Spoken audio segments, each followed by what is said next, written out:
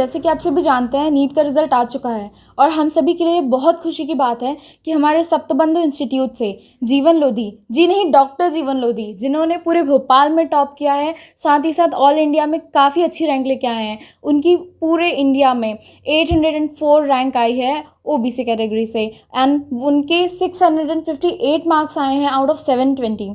तो आइए हम उनसे जानेंगे कि उन्हें कैसे स्टडी करी, उन्हें कहाँ से मोटिवेशन मिला और उनका क्या स्टडी पैटर्न रहा। जीवन इस वक्त कैसा फील कर रहे हैं पूरे इंडिया में इतनी अच्छी रैंक ला करके, पूरे भोपाल में टॉप करके, उनके क्या स्टडी टिप्स रहेंगे स्टूडेंट्स को देने के लिए और वो कैसा फील कर रहे हैं इस वक्त, आइए हम जानते हैं। जीवन, आप इस वक्त कैसा फील कर रहे हैं पूरे इंडिया में इतनी अच्छी रैंक ला करके, पूरे भोपाल में टॉप करके, आप क्या फील कर रहे हैं, बताइए हमसे। जी बहुत अच्छा लग रहा है, बहुत अच्छा फीलिंग आ रही है। मुझे तो ऐसा पहले लग भी नहीं रहा था कि इतनी अच्छी रैंक आ सकती है और मैं सिटी टॉपर भी हो सकता हूँ, तो बहुत अच्छा लग रहा है। ओके, सो आपके पेरेंट्स इस वक्त क्या फील कर रहे हैं? जी मम्मी पापा बहुत हैप्पी हैं और गांव में सब खुश हैं, सभी एक दूसरे को मिठाई डिस्ट्रीब्यूट कर रहे हैं। और आपने डॉक्टर बनने का सपना कैसे देखा, आपने कहाँ से प्रिपरेशन करी डॉक्टर बनने की? जी डॉक्टर बनने का सपना तो मेरा बहुत पहले से था, लेकिन कोई गाइडेंस नहीं था कि कैसे इसकी तैयारी की जाती है। लेकिन जब मैं सप्तबंधु इंस्टीट्यूट आया तो यहाँ जब डॉक्टर अमित गुप्ता सर की कैरियर सेमिनार की क्लास अटेंड की, इसका उनका जो गाइडेंस था उसको फॉलो किया और उसी का नतीजा है कि आज मैं इस मुकाम तक पहुँचा हूँ। ओके, सो हम जीवन से उनके स्टडी टिप्स के बारे में, उनका स्टडी शेड्यूल के बारे में जानेंगे। उससे पहले हम बात करते हैं कि डॉक्टर अमित गुप्ता सर, जो कि सप्तबंधु इंस्टीट्यूट के मेंटोर हैं, वहाँ के डायरेक्टर हैं, वो एम्स के एक्स डॉक्टर रह चुके हैं और वो गरीब बच्चों को, मिडिल क्लास फैमिली को एक ऐसा प्लेटफॉर्म प्रोवाइड करना चाहते हैं जो बच्चे दिल्ली या कोटा जा कर के अपनी प्रिपरेशन नहीं कर पाते इंजीनियरिंग की या नीट की, तो उनके लिए एक बहुत अच्छा प्लेटफॉर्म प्रोवाइड किया है सर ने। वहाँ पे बच्चे लोअर मिडिल क्लास या मिडिल क्लास फैमिली के बच्चे अच्छा एजुकेशन पा सकते हैं और अच्छे एग्ज़ाम्स में अच्छे मार्क्स के साथ सेलेक्ट हो सकते हैं। उनका स्टार्टिंग से ये व्यू रहा है, स्टार्टिंग से ही ये विज़न रहा है कि वो बच्चों को एक अच्छी से अच्छी एजुकेशन प्रोवाइड कर सकें। तो आइए हम जानते हैं, उनसे बात करते हैं। आपसे भी जानते हैं, doctor Amit Gupta sir AIIMS के एक डॉक्टर रह चुके हैं, लेकिन उसके बावजूद भी उन्होंने मेडिकल को छोड़ करके टीचिंग ऑक्यूपेशन क्यों चुना? तो आइए हम उनसे जानते हैं, ऑक्यूपेशन को छोड़ करके आपने टीचिंग को प्रेफर क्यों किया? टीचर बनना मेरा एक शुरू से, एक स्टार्टिंग से एक विज़न था, बट सपना एक डॉक्टर बनने का भी था। इसलिए जब मेरा एमबीबीएस में सिलेक्शन हुआ, एमबीबीएस कंप्लीट हुआ, तो मेरा फिर उसके बाद मैंने एम्स में भी एज अ डॉक्टर वर्क किया है। बट मेरी लाइफ में वो सेटिस्फैक्शन नहीं था। मैं एक बहुत अच्छा टीचर बनना चाहता हूँ और ऐसे बच्चों को डॉक्टर आईआईटी बनाना चाहता था कि जो फाइनेंशियल कंडीशंस के कारण कोटा नहीं जा पा रहे हैं, दिल्ली नहीं जा पा रहे हैं, या फिर फीमेल कैंडिडेट है तो उसको पेरेंट्स उसके अलाउड नहीं कर रहे हैं दूसरी सिटी में जाना, तो वो बच्चे बेचारे क्या होता है कि तैयारी कर ही नहीं पाते। काफ़ी टैलेंटेड बच्चे मैंने ऐसे देखे हैं जो फाइनेंशियल कंडीशंस के कारण प्रिपरेशन नहीं कर पा रहे थे नीट जेईई की, और वो हमारे यहाँ आए। मैंने उनको आज सिलेक्ट करके एमबीबीएस में भेजा है, या फिर उनको एक अच्छे इंजीनियरिंग एंट्रेंस एग्ज़ाम के थ्रू अच्छे कॉलेज को उनको मिला है। तो यही हमारा विज़न है और इसी विज़न को हम लोग काफ़ी टाइम से फॉलो कर रहे हैं और आगे भी ऐसा करते रहेंगे।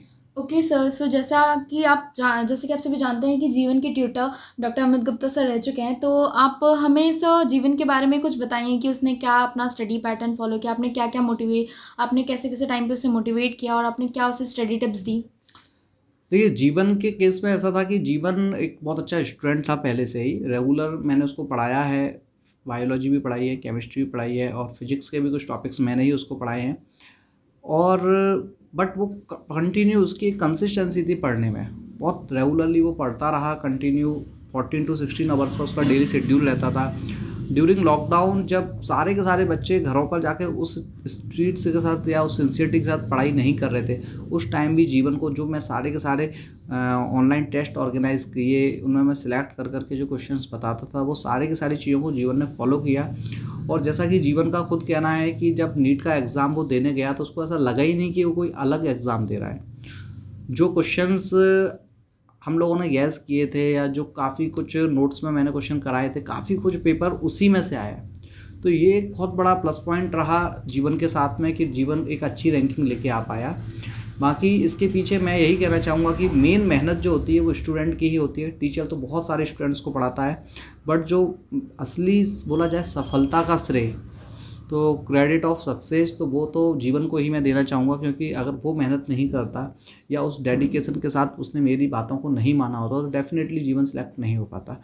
और आज उसने सारी चीज़ों को फॉलो किया है, आज उसी का रिजल्ट है कि जीवन सिर्फ एक ऑल इंडिया रैंकर ही नहीं बल्कि मध्य प्रदेश की टॉप रैंक एंड भोपाल की फर्स्ट रैंक पर आज स्टैंड कर रहा है। ओके सर, तो आप लास्टली हम सभी जो भी NEET aspirant and JW aspirant हैं, आप उन्हें क्या टिप्स देना चाहेंगे, क्या स्टडी टिप्स आप शेयर करना चाहेंगे? देखिए, मैं सबसे पहले एक बात ये बोलूँगा कि हमेशा अपने टीचर के कांटेक्ट में स्टूडेंट्स को रहना चाहिए।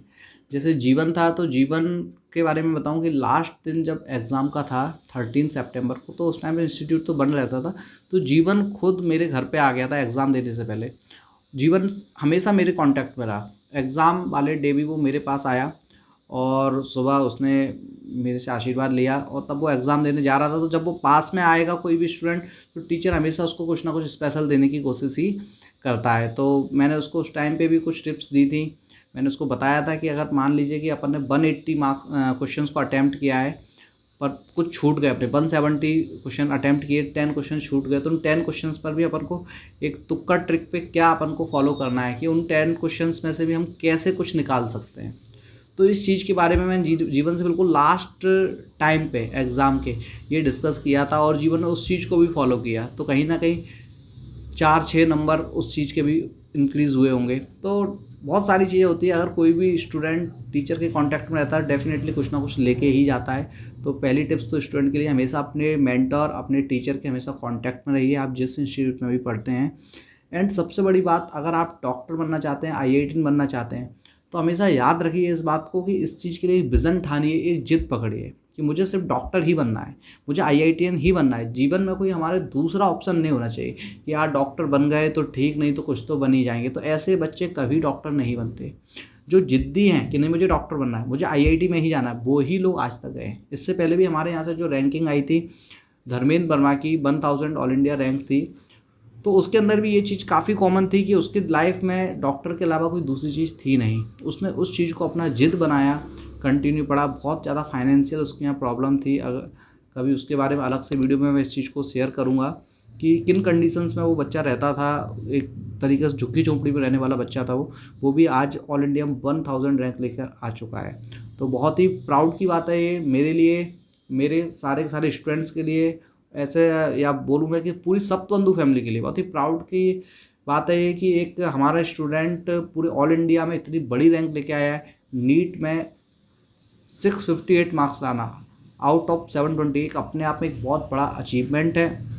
99.8 परसेंटाइल जीवन के हैं ऑल इंडिया में, जो अपने आप में एक रिकॉर्ड है। एंड 90 से ज़्यादा परसेंटेज हैं उसके। तो बहुत ही प्राउड की बात है मेरे लिए, मेरे सारे स्टूडेंट्स के लिए। और ऐसे हमेशा किसी भी स्टूडेंट को अगर हमारी ज़रूरत लगती है तो ऑनलाइन प्लेटफॉर्म से, ऑफलाइन प्लेटफॉर्म से हम हर ऐसे स्टूडेंट के साथ खड़े हुए हैं जो तैयारी करना चाहता है, आगे बढ़ना चाहता है लाइफ में। ओके, सो लास्टली हम जीवन से बात करेंगे उनसे कि उनने क्या अपना स्टडी शेड्यूल फॉलो किया, और वो अपनी सारी स्टडी टिप्स जो कि शेयर करना चाहेंगे नीट एंड जेडब्ल्यू एस्पायरेंट्स को, ताकि वो भी एक अच्छी रैंक हासिल कर सके ऑल ओवर इंडिया, जैसे कि उनने पूरे इंडिया में इतनी अच्छी रैंक हासिल करी और भोपाल टॉप किया है। तो आइए हम उनसे जानते हैं उनकी कुछ स्टडी टिप्स। आप हमें बताइए कि आपने इतनी अच्छी रैंक लेके आए हैं, पूरे ऑल ओवर इंडिया में आपकी इतनी अच्छी रैंक बनी है और पूरे भोपाल में आपने टॉप किया है, तो आपका स्टडी टिप्स, आपका स्टडी सीक्रेट क्या है? आपने किस शेड्यूल से स्टडी किया, आपने क्या स्टडी पैटर्न फॉलो किया? तो आप सभी बच्चों से वो अपना स्टडी टिप्स प्लीज़ शेयर कीजिए। जैसा कि हमारे डॉक्टर अमित गुप्ता सर ने बताया कि टीचर्स के कांटेक्ट में रहने का बहुत फ़ायदा होता है, क्योंकि टीचर्स आपको कुछ ना कुछ ऐसी ट्रिक्स बता ही देंगे जो आपको एग्ज़ाम के टाइम बहुत हेल्पफुल होगी। तो इसीलिए सभी स्टूडेंट्स से यही है कि वो मैक्सिमम से मैक्सिमम टीचर से कांटेक्ट में रहने की प्रयास करें और टीचर्स से हमेशा डाउट पूछते रहें। और मैंने NCERT के साथ साथ जो कोचिंग का मॉड्यूल था उसको बायोलॉजी के लिए प्रेफर किया है, और साथ में जो बायोलॉजी की NCERT वो तो पढ़ी है, और जो इनऑर्गेनिक केमिस्ट्री है, इनऑर्गेनिक केमिस्ट्री के लिए NCERT को आप बायोलॉजी की तरह ट्रीट कर सकते हैं, क्योंकि इनऑर्गेनिक केमिस्ट्री के questions same to same NCERT से ही आते हैं। और फिजिक्स में आप चाहे तो मैक्सिमम से मैक्सिमम क्वेश्चन प्रैक्टिस कीजिए, क्योंकि क्वेश्चन प्रैक्टिस करेंगे तो आपका टाइम मैनेजमेंट सही हो जाएगा, और साथ में आपको ये कंसेप्ट भी क्लियर होते चले जाएंगे कि क्वेश्चन प्रैक्टिस में कैसे आपको कोई सा क्वेश्चन करना है और कैसे कम टाइम में उस क्वेश्चन को ईजीली कर सकते हैं। बस थैंक यू जीवन, आपने जो भी स्टडी टिप्स दी बच्चों को, और आई होप आप सभी बच्चों को ये स्टडी टिप्स काफ़ी काम आएंगी। और डॉक्टर अमित गुप्ता सर, आपका टाइम देने के लिए थैंक यू सो मच, और थैंक यू सो मच।